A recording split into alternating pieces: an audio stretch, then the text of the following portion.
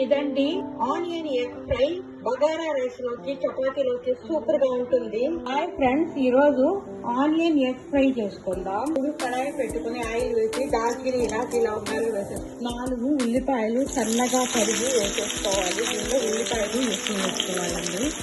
4 మిర్చి వేసుకొని కొద్దిగా సాల్ట్ వేసుకోవాలి. ఎక్కువ సాల్ట్ పట్టదు. సిమ్లో పెట్టి మూత పెట్టి మగ్గించుకోవాలి. పుదీనా కొత్తిమీర వేసేసుకోవాలి. ఒక 1/2 స్పూను అల్లం వెల్లుల్లి పేస్ట్ వేసుకోవాలి. మసాలాలు ఎక్కువ పట్టవండి. 1 స్పూను గరం మసాలా పొడి పెట్టి కొంచెం సేపు మగ్గనివ్వాలి సిమ్లోనే. ఉల్లిపాయలు వేగాయి. ఇప్పుడు 1/2 స్పూన్ కారపొడి, పసుపు పొడి ఒక 1/2 స్పూన్ వేసేసుకోవాలి. ఇప్పుడు దీనిలో ఒక 1/2 గ్లాసు నీళ్లు పోసుకోవాలి. ఇవి ఉడికించిన 2 చెండ్ల గుడ్లు ఘాట్లు పెట్టి వేసేసుకోవాలి. వేయించిన ధనియా పొడి 1 స్పూన్ వేసేసుకోవాలి. మూత పెట్టి సిమ్లో పెట్టి ఉడికించుకోవాలి. అయిపోయిందండి.